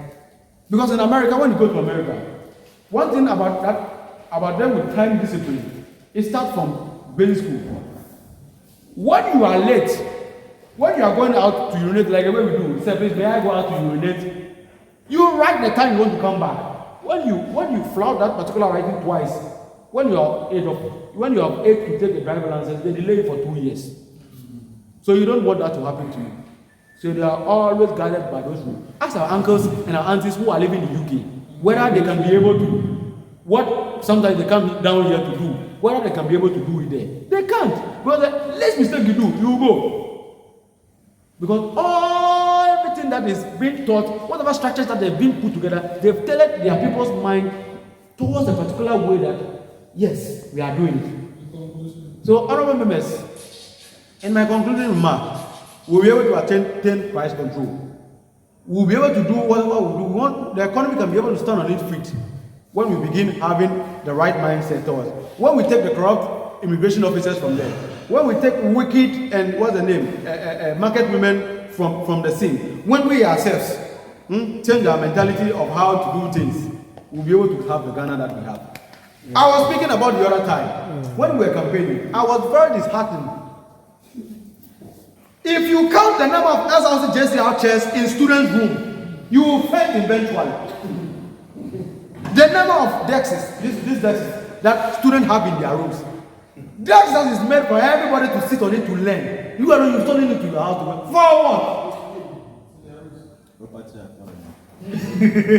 You see, so we will go and come back and blame management for the purposes that they are shortage of desks in our classroom.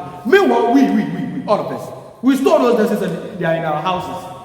So management will re-procure those desks. We will store them again into short. We will blame management. We will make noise. We will go on demonstration road. We will store the desks. Management will buy. Until when? Presuming management, what's the name? Management, all the desks that management have been buying since 54 years ago are on campus currently. I'm sure there will be a place that we will pack the old desks that there will be no place to put them in the classrooms, but we are stealing them. HTU SRC JCR, it was procured 400 sets. I'm sure if we come to Amanor, we will not be able to get up to 250. All are in our rooms. If we should conduct a survey currently, a survey, compulsory survey, and go to every student room, I'm sure we'll bring like 500-meter container full of desks and chairs from student room currently. So I'm of the argument Though government have its part to play. And I've been of the argument that until we change our mentality, we can't call government to order. This is my argument every now and then. Until we have a change of attitude as citizens, we can't call government to order. Because you are not behaving outright. So if your father is misbehaving in the house, you can't tell him that what you're doing is not right. You can't. On a normal day, you can't do it. So I'm of the argument that let's change our attitude and we can call government to order. In 2016, in Germany, fuel price was just increased by a few euros. All the citizens left their vehicles on the roads and went home. Government had no other option to revert back the fuel price as it was to the normal price. Do you know why? They have well-behaving citizens. They are upright. Ghana. They feel, would I? And we are fine. The next 3 days we are fine. Because we know that some of us are benefiting from all those things that is happening. So we just make the normal noise at the expenses of the lay Ghanaian who can one way or the other afford three square meals. Now it's not even 3. It is 1.5 square meals. 010. So honorable members, I'm pleading all of us. Me, I'm of the argument that before we can be able to do anything, it is about change of mindset and change of attitude. Until then, we cannot be able to do anything. Thank you very much. Thank you very much. Minority Caucus Collaboration Statement. Who will do it for you? 2 minutes everyone. Thank you very much, Right Honorable Speaker. I respond to the Hubert Agbaxode. We all have what our direct views of tackling this price control and how prices of goods and services can be reduced for the layman to afford in the country. Whether changing our mentality or government is supposed to do their part, it's all bound back to tackling it from the roots. And which one is the roots? When we change our mentality and government we change our mentality, tax government to do this, I think you will have a way to go. Thank you very much. Thank you very much. Let's hear from Honorable. Okay, let me hear Honorable Harriet and then hear Honorable Joel. And then we conclude the debate. Honorable Harriet, conclude.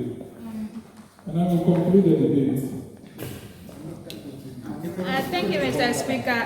Please, as you are deliberating on other issues, my concern is our last previous sitting, I raised and I gave my report, Special Budgets Committee. So I just want to ask how far, what are you doing about how to raise funds for?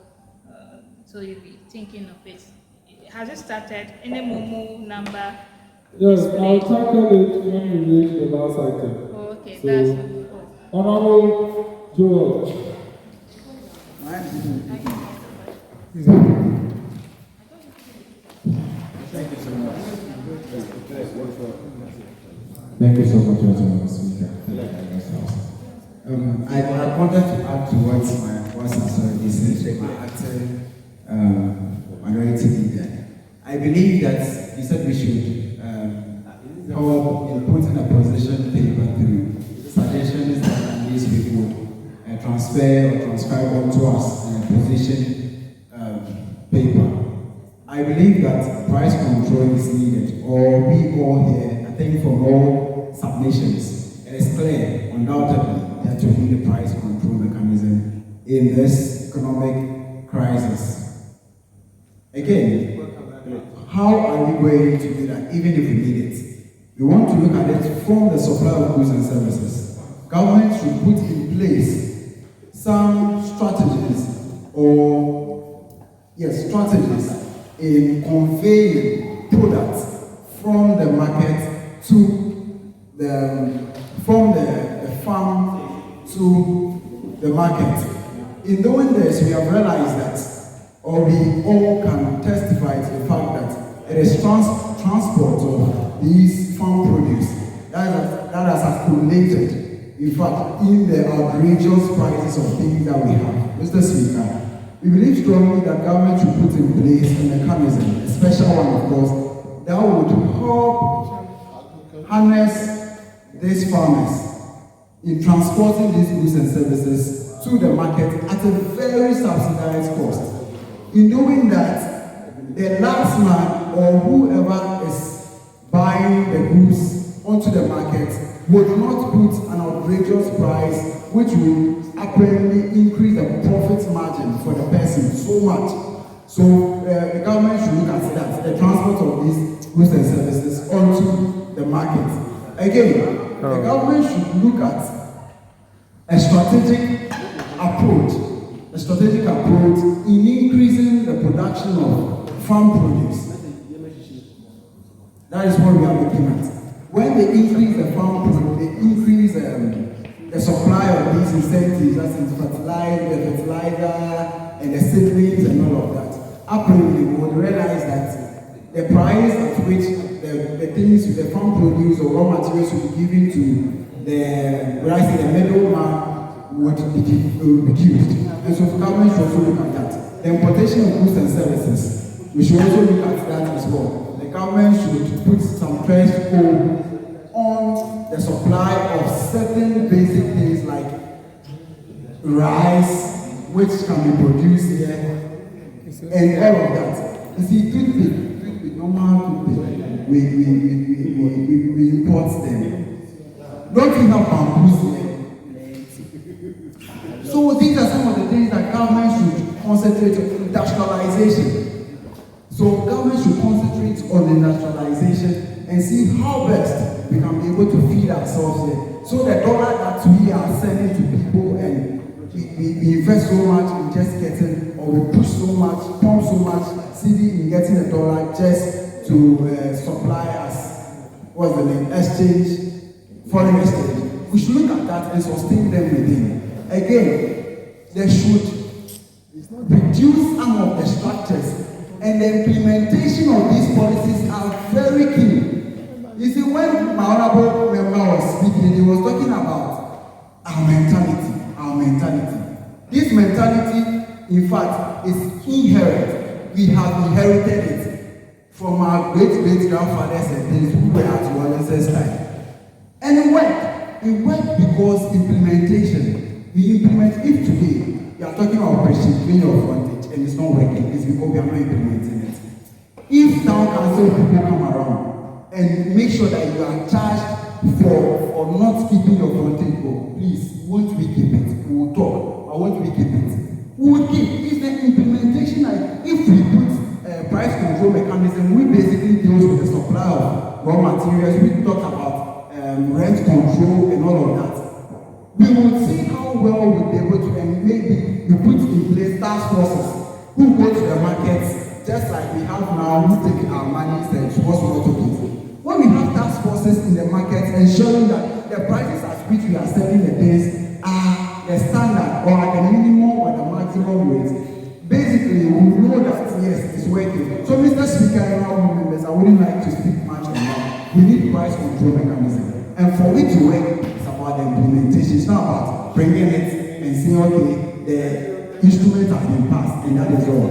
We should learn how to implement it. Thank you so much. Honorable members, at the conclusion of the debate, honorable members, this matter that is happening now is a matter of compound effect of a lot of mistakes, ignorance, incompetency, irresponsibility, from the international to government to the local to the citizenry. Everyone has one way or the other contributed to what is going on right now. The inflation or the depreciation of the cedi was accelerated by a discredit by an international organization. However, it was because of what was going on within the country. Perhaps our leaders were not complying by the rules. If you don't want to be ruled by Western powers, we need to separate it. Now, number two, even if the cedi had been good, the people, I do agree that we have adequate rules. Honourable members, go and check from Act 1 to almost Act 100, 1050. If you compare their pages, it's not be less than a million pages of rules, laws, directives, and guidelines stated of how things ought to be done. And the question is that do we comply? Even Youth Impact Parliament, we have stated a rule that you ought to take your oath. If you miss 3 sittings, you'll be taken off. About 35 MPs referred.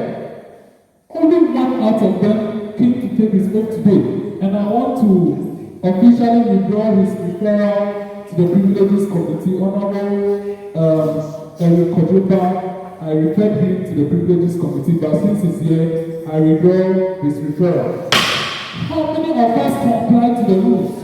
Our leaders have brought adequate rules. Now, another reason is that the leaders don't educate us on the rules. We don't know what is there. Can we say that because we don't know the rules in Norway, ignorance before the law is no excuse? Other members, I don't concur that our attitude is bad. Greed, dishonesty, irresponsibility. If government says one, and we agree and we do one, I'm not sure we have a problem. Even we leading our local units, our individual units, we have the Stubborn Academy students over there who will not comply. Even family pet, just a family of 5. Keep your room neat. You can't. And you expect that government telling you that buy this at, sell this at this price, and then you comply. The problem is us. If we respect whatever government says, I don't think implementing will be a problem. Honourable members, for this, I don't think we have adequate deliberations to present a position paper. But however, I will communicate our discussions to at least an honourable member of the Parliament of Ghana, so that in their deliberations, he can contribute what we have discussed. Honourable members, I think we need to educate our people. The blame game is too much. Yes, government is faulty, but we are using government as an excuse to profiteer. Honourable members, the price is killing us. Problem.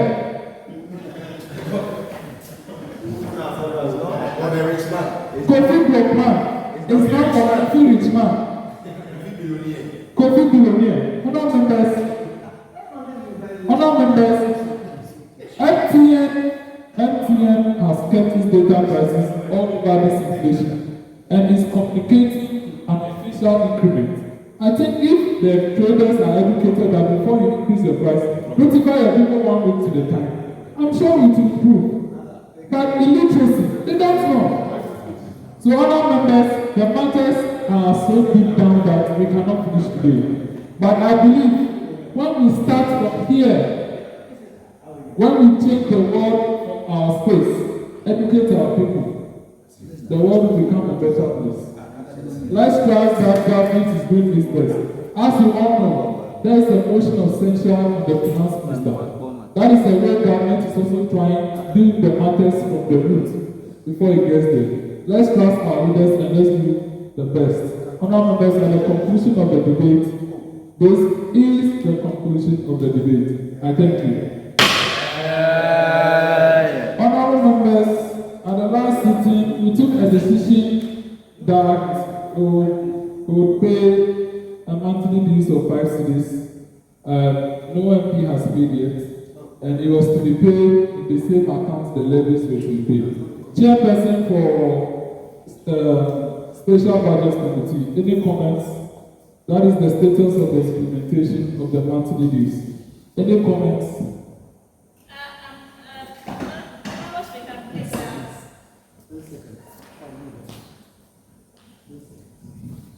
Please, I'm just looking up to the House when to start or when they are ready.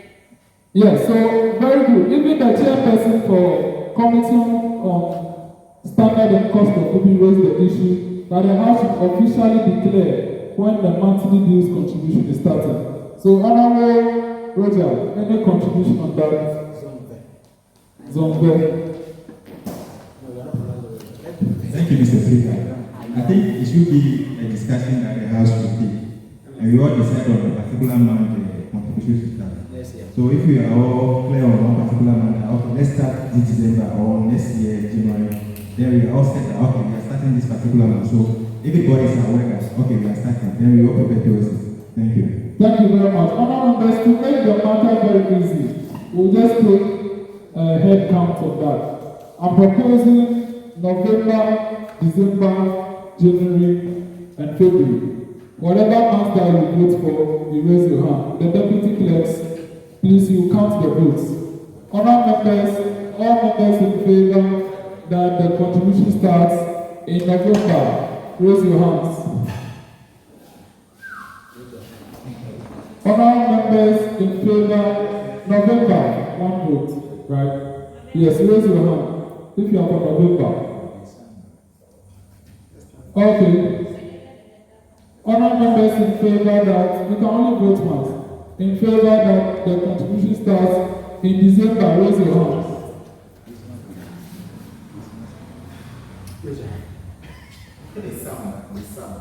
Okay. Okay. Honorable members in favor that the contribution starts in January, raise your hands.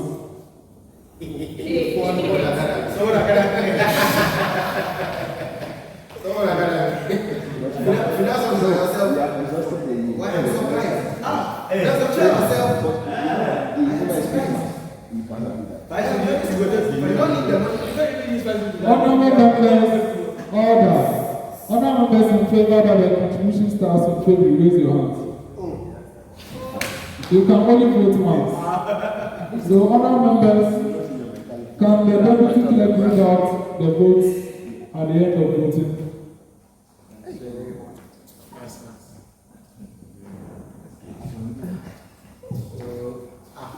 The voting goes like this. For November, we have 1 vote.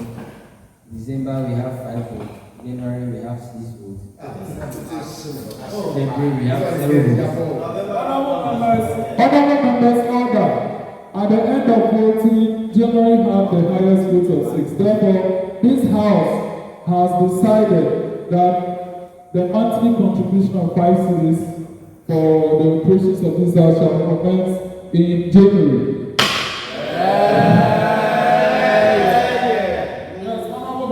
Thank you very much. No, Mr. Hon Jones, if our clerk have been writing something. I don't know whether the whole day I've been seeing them. I didn't dig it. I don't know, maybe there's another mechanism of. Thank you very much. Honorable member, that matter will come to you later. But I can assure you that honorable members, order in the House. We are keeping an audiovisual record. So even in the absence of the substantive clerks, they can still compile the record and present. Okay. So honorable members, honorable Muslim, if it is on that matter, is overruled. Honorable members, can the majority don't move a motion for adjournment to our 5th and last sitting for this year, which will bring the first session to an end. That will be the 5th sitting in December. Thank you, Mr. Speaker. Mr. Speaker, I respond to Amanor, MP for the Group of constituency and the majority leader. Mr. Speaker, in the absence of any further deliberation, as I rightly said in my opening statement when the meeting started, I want the minority leader. Dear Deputy Minority Leader, please communicate to the minority leader that we need him at the 5th sitting. Otherwise, myself and my members will vote him out. Yes. Very easy. He will sit to be declared vacant. Exactly. Tell him whether if he is afraid of me as the majority leader that he can't come and debate me, he should let me know so that we'll manage you like that. Thank you very much. I will start what? I don't have a fresh. So Mr. Speaker, in the absence of any further deliberation, I move. Mr. Speaker, you see, this was supposed to be the acting minority leader. And look at the time he was coming. I've been saying this every now and then. I don't forget him. We have we want to go to Honorable Majority Leader, please continue with the motion. Which of you is the majority leader? Allow me to move the motion. How you move it? That man move. Therefore. Now, Mr. Speaker, the House has already further deliberation. I move. That is how we adjourn to our pre-sitting in December. Thank you very much. Honorable Deputy Minority Leader, second. Thank you very much, Right Honorable Speaker. I respond to the name Hubert Agbaxode. There is a saying that better late than never. You are welcome, my member. Mr. Speaker, I rise to second the motion being moved by the Majority Leader. Thank you. Thank you very much. Honorable Proceeding, you want to learn the defense? Yes, I We have closed. We've closed. Mr. Speaker, we are not taking any more submission. Mr. Speaker, I am grateful. I signed a permission that I will not be but it is my honor and grateful that I came to meet.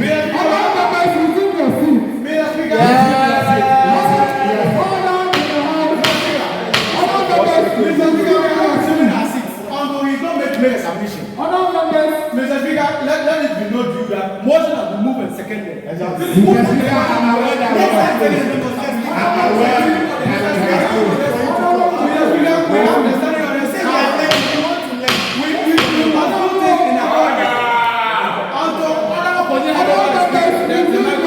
we are not receiving a seat.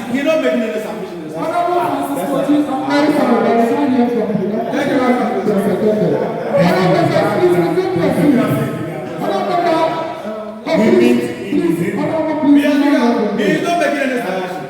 Motion of the move for adjournment and that is second. Mr. Speaker, kindly put the party level. We are not taking any submission. let's meet in court. Why did all of this scatter? Because you don't want to make any submission. The motion was moved. Motion has been moved. Honorable members, motion and seconded, please don't stand up with me. I've not hit the gavel yet. It is when I hit the gavel that you stand up. I'm coming to put the question and you're all standing up. Because You know he's always Honorable members, order. Motion moved and seconded. May I say that from the bottom of my heart, I want to thank all of you who have come here. You are the ones who have placed value on what you do. And we'll try and apply the rules. As much as possible, members who have not taken their oath to the last sitting in December will not be able to enter the next session. Because we cannot have you and not be posted of anyone who has not taken their vote. So, by next month, we would have heard from them. Motion moved and seconded. I now put the question to the House. All honored members in favor say aye. Not in favor say nay. The ayes have it, the motion carries. Therefore, this House stands adjourned to December for the last sitting.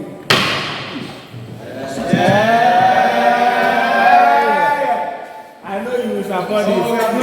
We will meet in December. The issue about your pledge, I know that they are entering into the realm of legalization. They will not respect the public actions. The question is over. All the vote must